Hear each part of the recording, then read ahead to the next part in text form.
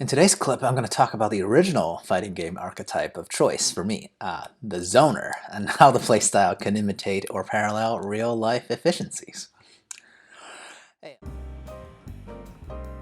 Heyo, XenPuck here. So today I'm going back to the OG archetype that I've always loved in fighting games, the zoner. Now, for those of you who don't know, my original pick for best character in the most OG of fighting games, Street Fighter II, was, of course, Guile, the classic zoner, okay? He had the least recovery on his fireball move, or sonic boom, and some of the most rangy of kicks to keep check of the opponent in his game plan. And most importantly, because his recovery on the projectile is so fast, he can follow his projectile like no one else's business, and despite having a great zoning game, he can actually trap people in the corner with his booms and really annoy the heck out of the other guy.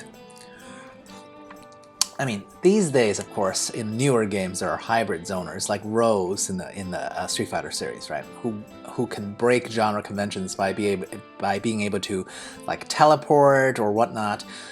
I'll withhold my serpentine-ish analogies for those type of moves into real-life strategies for another time. Yeah. Okay, still, back to the OG of zoners, like Guile, right? Who do not usually have the most flashy combos or comeback factors of many other archetypes in fighting games. So why did I gravitate towards this type of characters? And do I still? Now, I'll list what I think makes the archetype great in game and in life, and how my mindset might have shifted over time on whether this is the archetype for me. Right. Number one, the playstyle, right? It's basically stay back and watch the show. Zoners are the ultimate reactionaries, alright? Heck, unlike the whole point of fighting games in general, which is to punch each other in the face with the fist, zoners get around this by just hanging out on the opposite side of the screen and whittling the opponent down with projectile after projectile. It's annoying and it's effective, right? It's also basically how I win at ping pong, by the way. Not because I'm any better than any other player, but because I'm more consistent and I just wait out the other guy, wait until they kill themselves with mistakes. Anyway, that's neither here nor there. The game plan in fighting games for zoners is really easy. You keep the distance and you react with your long-range attacks. And because you're reacting at long range, you have more time to play with, and that makes the whole game easier. I think that is why this particular style is very, very popular with beginners, and why I was drawn to this style when I first started fighting games. Because it also fits a cautious personality like mine, right? Point number two.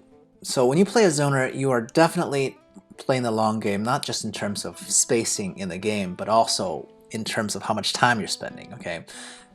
Because zoners dictate the pace and range of the engagement, right?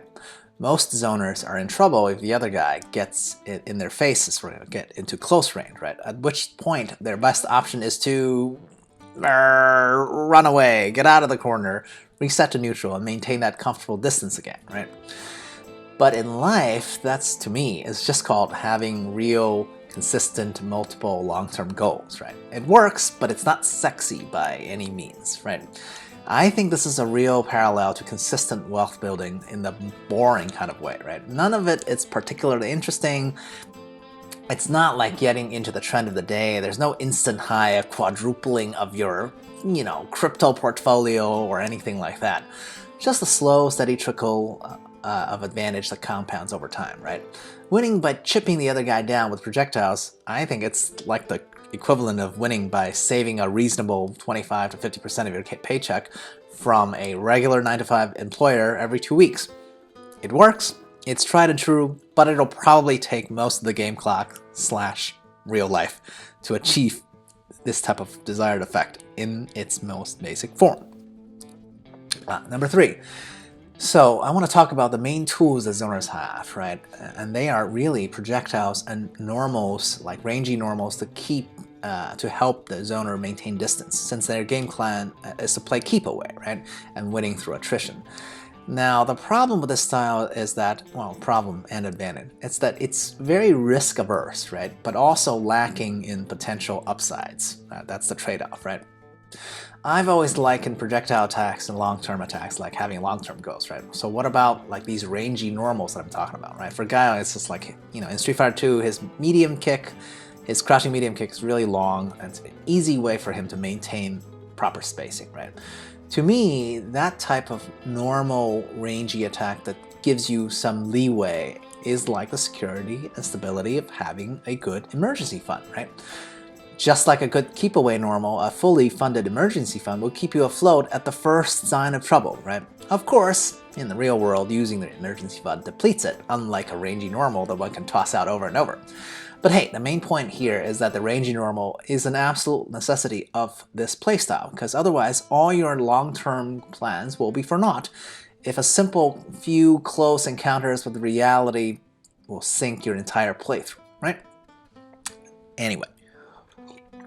At the end of the day, I said this was my style of play when I first started playing and loving fighting games. So what changed? Actually, I say a lot. I think for me, it's life that changed, and these changes in my life led to changes in my life philosophy that showed me the limitation of this style pure zoners would have in both game and life, right? To me, as someone who didn't get to the workforce with a lot of momentum, okay? You know, what I mean is I was a mediocre student, and upon entering the workforce, my first few jobs just really sucked, right? So playing defensively or cautiously was really my only play, right? That was fine. That suited my personality, generally speaking. After all, being a first-generation immigrant immediately puts me in a very defensive position at the get-go, right? Both financially, linguistically, culturally, and so on, right? So playing defensively and cautiously seemed natural, and I did well at it. But things change, right? As times change.